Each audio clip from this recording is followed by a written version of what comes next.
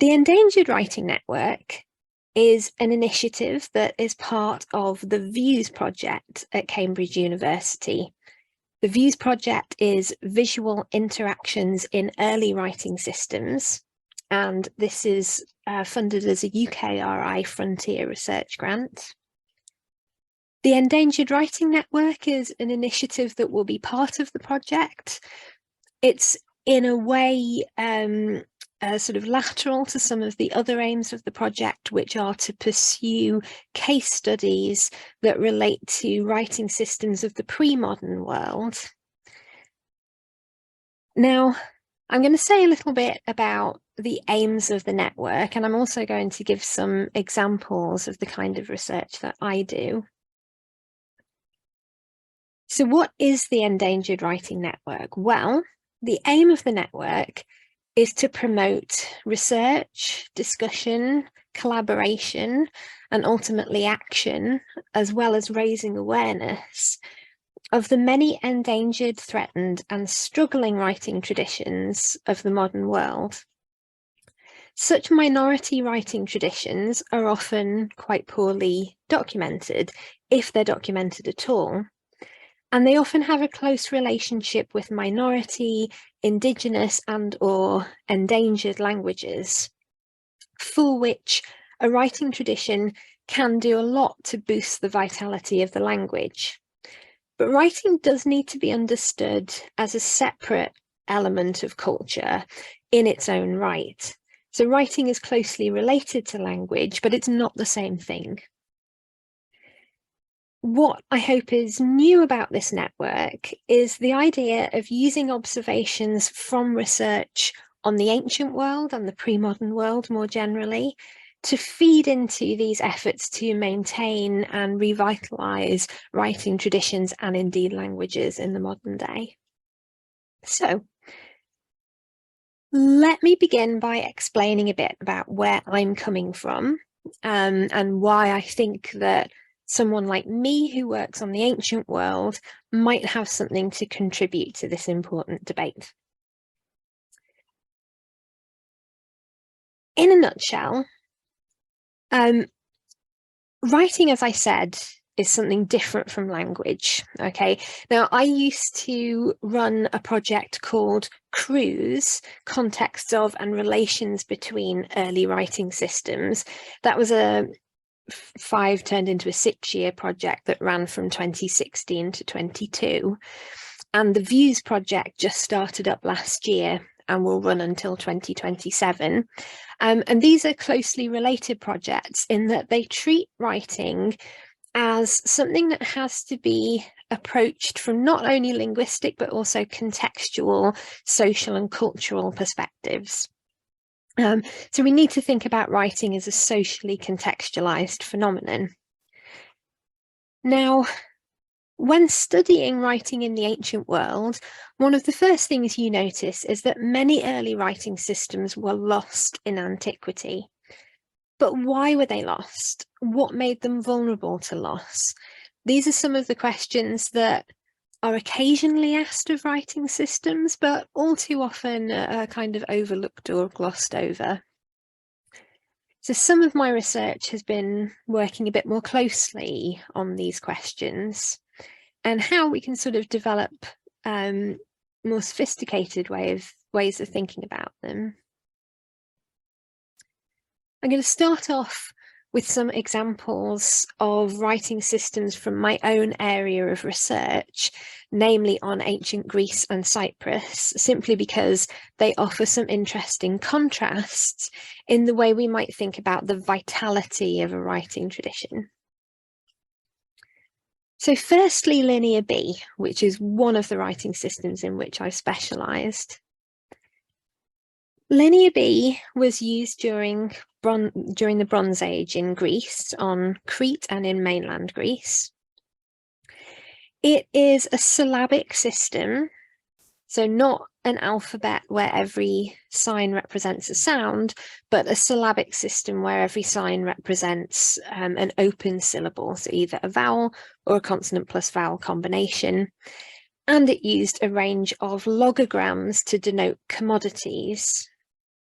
Now, The important thing to note about Linear B is that from the surviving evidence, it very much looks as though writing was somewhat restricted in its nature.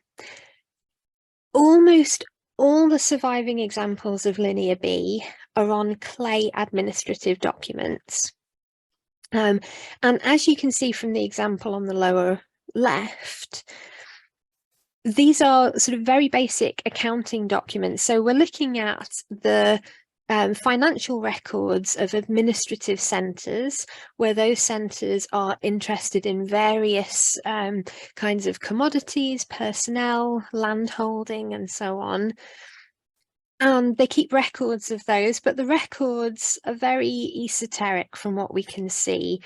So they're written by administrators for administrators. Here, for example, is a person who has a number of sheep who will be, which will be contributed to the palace. So sheep records, there are plenty of those, but there are plenty of records of other commodities too. In the top right is a coriander document, for instance. And Linear B is used for an early dialect of the Greek language. Now, Linear B did not survive the Bronze Age, so it disappears around 1200 BCE, at the same time as the destruction of the administrative complexes with which it was associated. Now, we don't have any evidence for Linear B being used outside of the administrative sphere, so no graffiti, no direct evidence for documents on materials like papyrus or parchment or wood. You could argue that those documents could have existed, but there seems to be a certain contrast between Linear B and the earlier system, Linear A, which was used for an unknown language, but certainly had a wider range of uses. Linear B, for instance, does not appear on status items like jewellery and so on, doesn't appear in religious contexts. In Linear A, you do get inscriptions in those contexts, but in Linear B, writing looks more restricted. And if we're going to ask, why did Linear B die out? Well, part of the answer is that the administrative context in which it were used seemed to have disappeared quite suddenly with the destructions I mentioned. And I think the rest of the answer is that Linear B wasn't built to survive those destructions. It doesn't seem to have been used in contexts outside of the administrative sphere where it might have survived. A nice contrast is found in the Cypriot syllabary. This is a syllabic system which is closely related to Linear B. It also has an open syllabic structure, but it doesn't use logograms as Linear B did. A lot of the inscriptions read right to left instead of left to right, and it was used on a wide variety of media for a long time period. So the earliest inscriptions, perhaps as early as 1000 BCE, and then the latest, probably third, maybe into the 2nd century BCE. It was used for a specifically Cypriot dialect of Greek, and it was closely associated with that dialect. It has more or less a one-on-one correspondence. So you never see the ancient Cypriot Greek dialect written in anything else. And when the Cypriot syllabary was used for Greek, you don't see it used for any other variety of Greek. It was used for another local language of Cyprus called Etio-Cypriot, about which we know very little. Now, the fact that the Cypriot syllabary was used on a wide variety of media, by which I mean there were official inscriptions, so ones that were kind of state-sponsored. That is to say that each of the city kingdoms in Cyprus would have issued royal decrees and so on in the Cypriot syllabary. There would also be other kinds of monumental inscription, some in the more sort of private sphere, such as funerary monuments, religious monuments, which would be more in a sphere of kind of communal interaction. But we also get accounting documents, we get graffiti, we get lots of pointers to suggest that the Cypriot syllabary enjoyed a much wider spread of literacy than we see for Linear B. For Linear B, we might guess that it's only really administrators who are literate.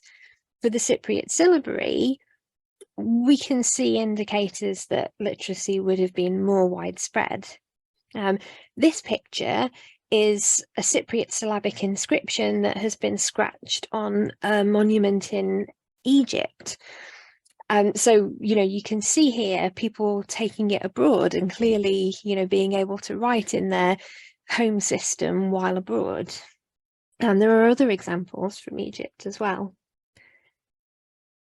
Now, when we get to the Ptolemaic period, so sort of following the 4th century BCE, that is when the Cypriot syllabary starts to wane and to change. The Greek alphabet, which was used at the same time in other Greek-speaking areas of the Mediterranean, that starts to gain more of a hold in Cyprus from the 5th and 4th centuries BCE onwards. But it's really when the Ptolemaic administration takes over that the Greek alphabet becomes the official writing system that is used for political decrees and so on. That means that the Cypriot syllabary at the same time suffers a bit of a blow to its visibility. It does continue to be used, for example, in religious practice for at least some time, as we know from some surviving inscriptions from that late period, but ultimately it disappears. Now, this gives us a really good opportunity to try and understand, firstly, why it had really high vitality and why Cypriots were so keen on their quite odd-looking syllabic system, while Greek speakers around the rest of the Mediterranean used the alphabet, which was very prolific. And at the same time, it allows us to try to understand why the syllabary disappeared, and it disappeared in very different circumstances from those of Linear B. And finally, I will just mention the Greek alphabet. So this was an alphabet with vowels, which is developed from probably a Phoenician precedent by the 9th or 8th century BCE. So the earliest datable inscriptions come from the 8th century BCE.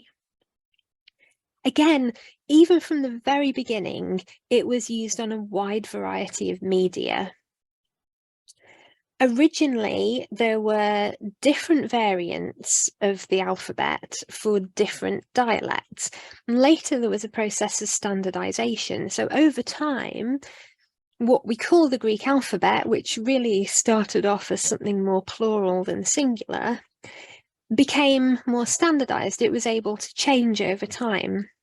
In 403 BCE, the Euclidean reform in Athens made a deliberate change to a kind of standardized version of the alphabet, which is the one that was proliferated and basically turned into the alphabet that still survives today. So here is a very long-lasting writing system and gives us a good opportunity to try to understand what were those features of high vitality that it clearly possessed during the course of its history. And adaptability, ability to change, may indeed be one of those. I also just briefly want to mention a couple of things that happened while I was running the cruise project, so the project before Views, because I think they will help to explain sort of how some of this thinking behind the Endangered Writing Network grew up. So back in 2019, we had a conference which was organised by my cruise colleague, Philip Boys, called The Social and Historical Context of Historic Writing Practices. Now, we had an open call for papers for that conference, and it just happened that we ended up with some modern anthropological colleagues who work on modern writing systems, who could see the value in talking to us about the ancient systems that we were working on, and they offered papers at the conference, and that introduced examples such as Yi or Bimo writing. So this is Aurélie Neveau that you can see in the picture here. She spoke on Yi writing. Sora writing, introduced by Cécile Guillaume-Pay, and Vi writing, introduced by Piers Kelly. And those other perspectives really opened my eyes. I think before that, I had been someone who worked on the ancient world and hadn't really thought about those modern parallels and what they might mean for my research.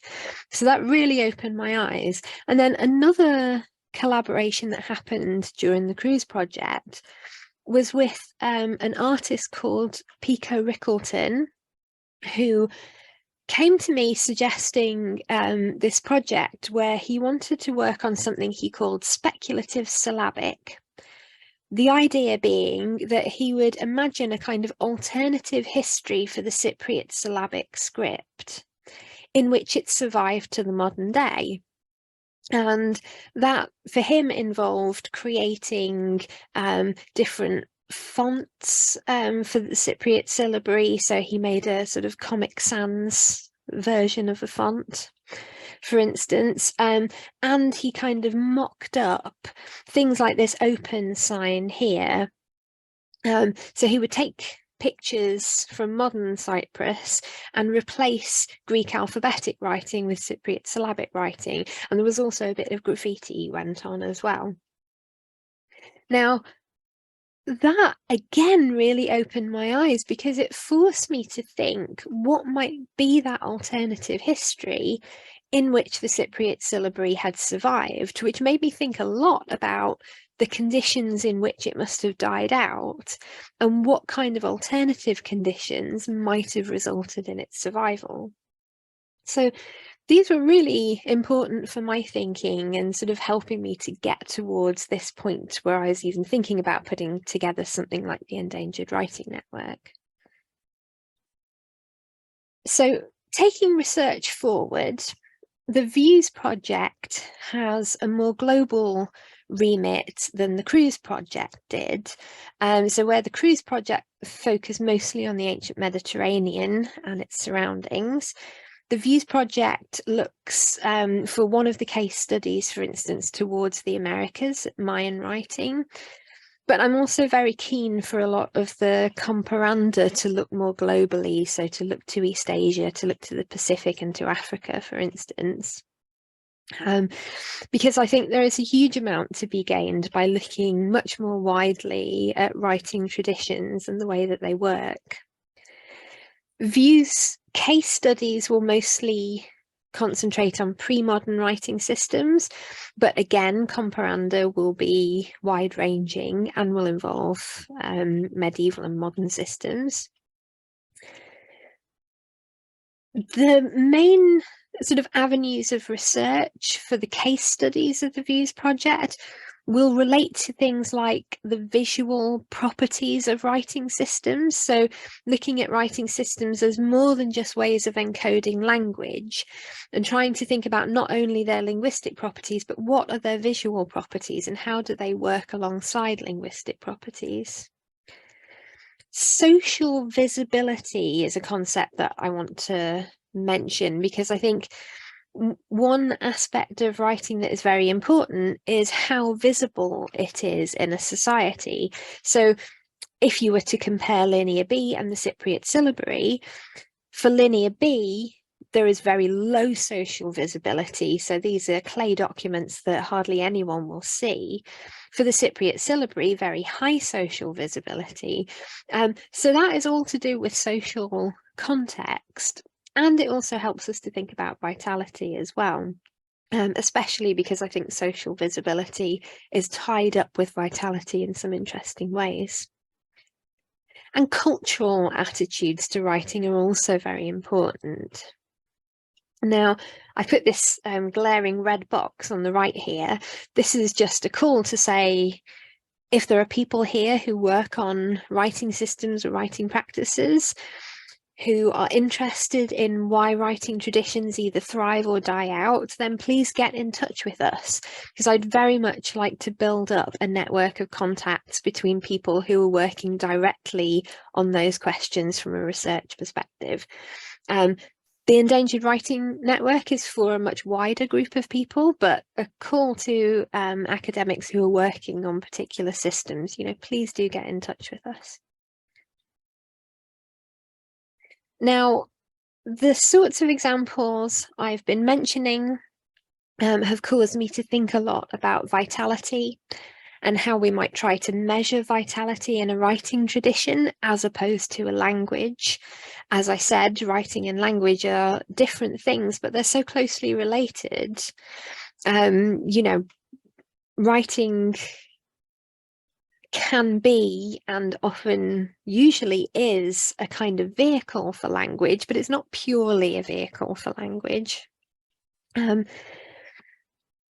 assessing language vitality and endangerment, I think one of the most common places people go to is the UNESCO framework from 2003, where I've given these 9 points that were identified as the main sort of diagnostics for judging language endangerment. So, is there intergenerational transmission of the language? Are younger speakers being taught it? What's the absolute number of speakers, and what's the proportion of speakers within the total population? So is this a minority language or not? Does it coexist with other languages or not? Shifts in the domains of language use, and response to new domains and media. So how widely is it used, and where in life is writing used and seen?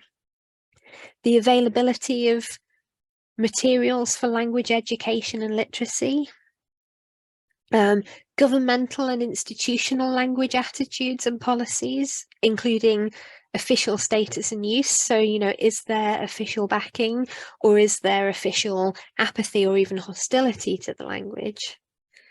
Community members' attitudes towards their language, and the type and quality of documentation, which I guess is particularly important in the case of languages that are dying out and are unlikely to be revived, so that there's a record of them. But documentation is really vital when studying languages. Now, can you transfer all of these points to assessing writing traditions? I think in some ways they work and in some ways they don't, and we may need to think a bit more widely about what writing involves and sort of where it exists in society. I found an interesting parallel in Catherine Grant's work on music endangerment, where she, following other scholars, had developed a kind of way of judging music endangerment using a framework adapted from that for language endangerment. But this looks a bit closer to writing in some ways. So she identified systems of learning, the position or status of a tradition in communities, contexts and constructs, so where music is practiced, and sort of its place within society, and infrastructure, which includes spaces for performance, spaces for collaboration, as well as media and technological access. And these are concepts that also apply well to writing. And I think it's worth thinking a bit more broadly about writing, because, okay, if you think about a given society, it's likely that everyone in a society will speak, But not everyone in a society will necessarily write, and literacy is a complicated issue that is not a yes or no situation. We often see a spectrum of different types of literacy and different degrees of literacy. So that in itself is a complex issue. And I think it pays to think about writing as a practice, as an embodied practice, you know, whether you're writing with a stylus on clay in the ancient world or you're typing on a laptop in the modern world. Everything you do with writing involves manipulating your body, and that also has cognitive consequences as well, because we adapt to the kinds of things that we practice. I'm also very interested in thinking about writing as a kind of cultural heritage. So I was following some guidelines from the Urban Institute, for instance, to try to measure cultural heritage and its vitality. And that's something that I really want to try and follow up, because I'm sure there must be sort of archaeological ways of thinking about this that I haven't really come across yet. So I'm just going to offer a few observations from the kinds of research that I've been doing on ancient writing. And I think some of these are more obvious and some of them are less obvious. So what kinds of factors are important in the vitality of a writing tradition? Some of the more obvious ones: education and intergenerational transmission, literacy, so how many people can and do write, state support or state hostility or apathy, access to materials, which are obviously needed for writing as a practice. And then some of the less obvious factors, where I think research on the ancient world can really offer some interesting insights: ideological connections between writing systems and identity. And I think that is a really key way of understanding the Cypriot syllabary as well. So not only is something that is widespread, but something that is really closely connected with Cypriot identity. Social visibility, as I mentioned. So do you see writing in your kind of daily social landscape or not? And how does that affect its usage? Attitudes towards writing. So what does that society think that writing is for? Who do they think can or should be able to do it? What should they or can they write about? Does writing have a particular power? Does it belong particularly in certain areas of life, such as religious, administrative, and so on? And how varied the uses of writing are, which corresponds closely with kind of how widespread literacy is. But the particular uses of writing, the kind of domains, if you like, in which writing are used, are very important and can, in a sense, be measured as well.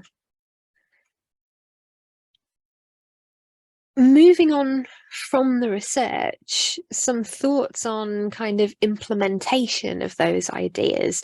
And I think so some of the ideas that this sort of makes a bit more obvious to me are that, firstly, community buy-in and interest is really crucial. So if we're trying to think about how to revitalize or even how to develop a new writing tradition, how can we foster that? So, you know, this has to come from the community. It can't be imposed on them.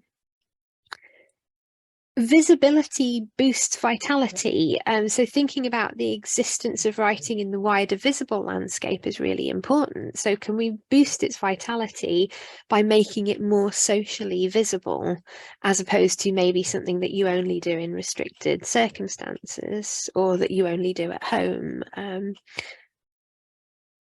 Technological support needs to be comprehensive. So developing Unicode, for instance, is very important, but it's also important to have a range of fonts available. Think, you know, how you can dress your words in a whole range of languages that use the Roman script, because you can use a whole range of different fonts.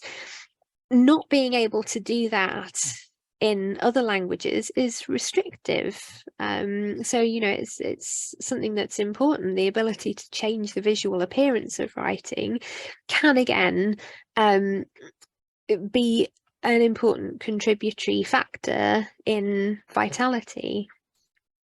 And I think one really important point is that sometimes there will be an existing writing tradition where there will already be certain attitudes towards what writing should be used for, kind of where writing belongs in society. And if that writing tradition is under threat, you're then facing a choice between continuing the writing tradition in its traditional domains and expanding the domains of writing, which may indeed disturb those existing traditions. So, you know, turning towards new media such as the internet, for instance.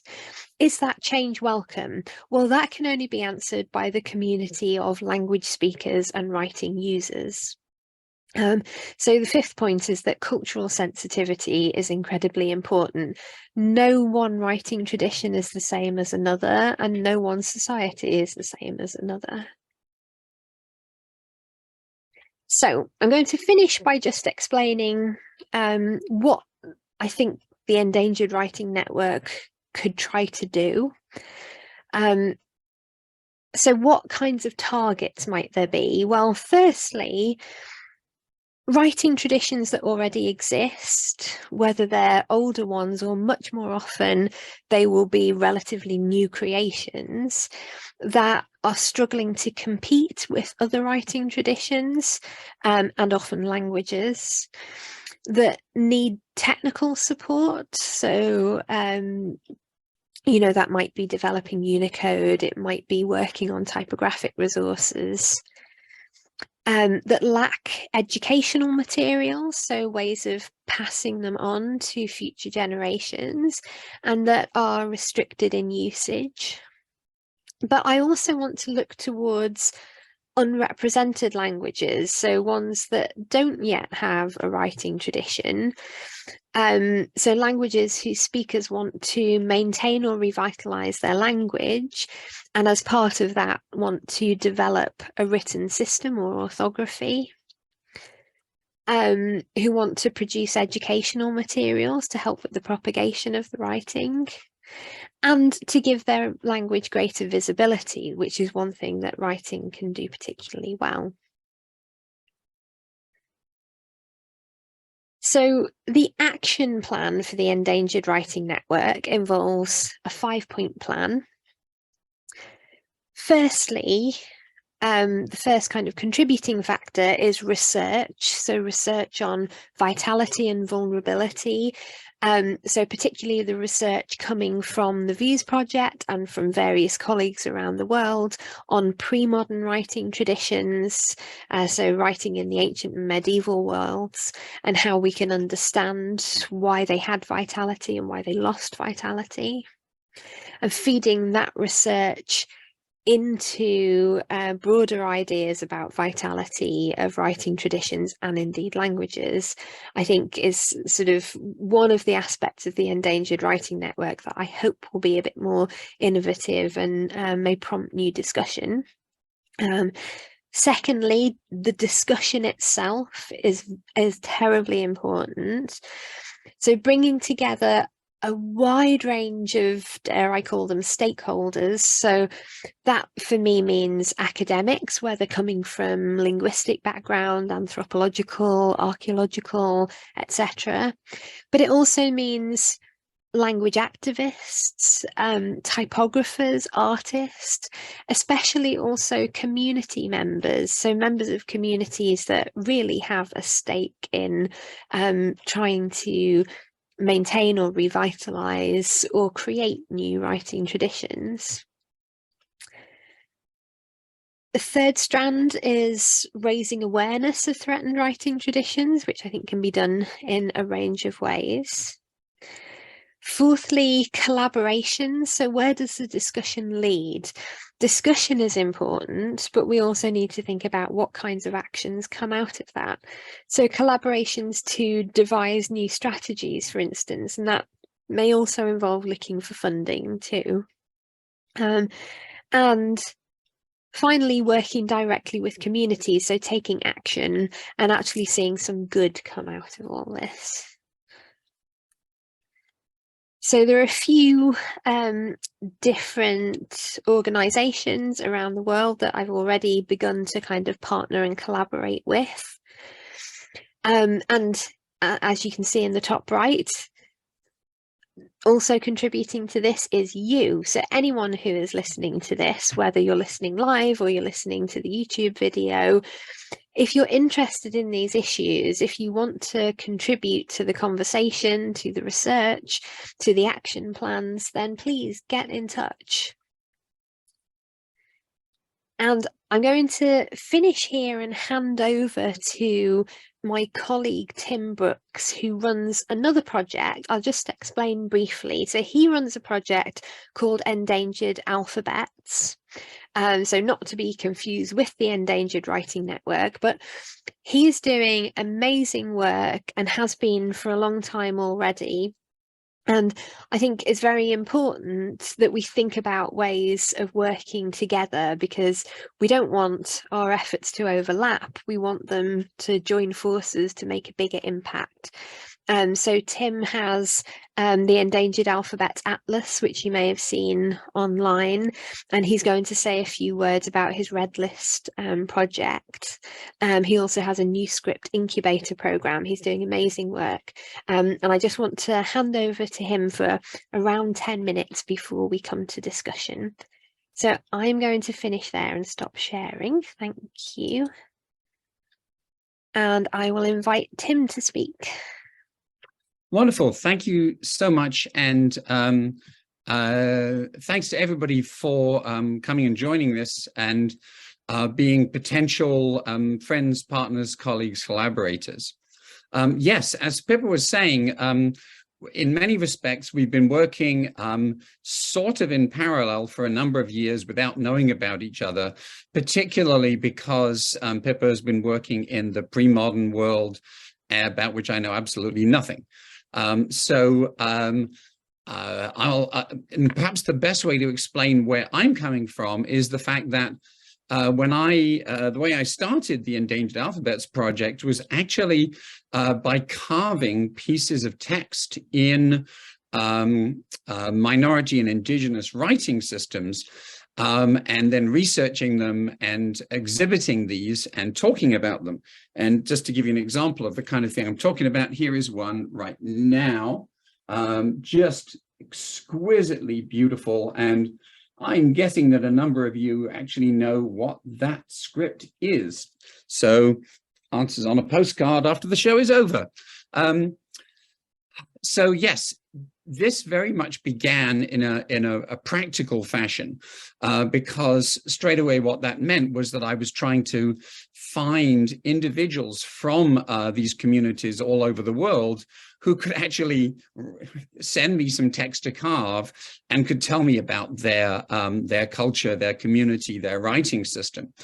And so at the moment, for example, we have contacts in probably 200 different communities around the world that have their own unique writing systems. And the kinds of investigation that Pippa is talking about is something that we've been doing from a slightly different point of view, and I'll get to that in a second. What this also meant is that I had a sort of a transformational experience about 10 years ago when I actually went to Bangladesh and met individuals from minority cultures whose writing system was being deliberately eradicated. This was in Bangladesh. I was in the Chittagong Hill Tracts, and I met with a number of people from indigenous groups from that community, and that ended up being a collaboration which led to this, which I think is probably unique. This is a 6-language illustrated pictorial dictionary for school kids. And so we worked with the kids and with the teachers. And so each page has got an image and then the word in 6 different languages, which, as you can see, is actually also several different scripts. And this is now being used at a number of mother language schools in the Chittagong Hill Tracts in Bangladesh. And that has also led to a number of other very practical projects, such as a dictionary, a similar illustrated dictionary for the Abenaki people, who are, the Native American people in the region where I live. But my experience in talking about this was that, as Pippa has said, nobody knows about this. I am totally in awe of the endangered languages movement, which has made tremendous strides over the last 25 years.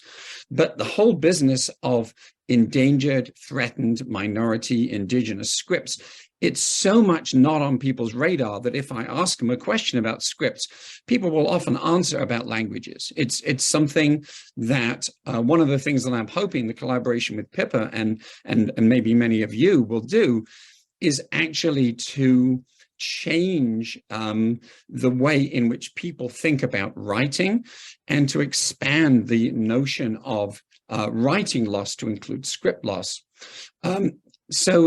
With that in mind, one of the projects that Pippa mentioned that I'm undertaking right now is called the Red List, named after the absolute groundbreaking Red List of threatened species in the 1960s, which really put endangered species on the map. And what we're doing is we are trying to find every writing system in the world that is currently to any degree in use. We're asking them many of the same questions that Pippa suggested are diagnostic questions as to the health, the vitality, the likely viability, the likely possibility of revitalization of that script. And in the process, making it clear what a script means to a culture, something that we in the West don't understand because everybody uses our script everywhere. And so a crucial cognitive step we're trying to get to over the next 18 months, 2 years, is to get people to realize that a minority script, just like a minority language, is an integral part of the identity, the tradition, and the very existence of that culture.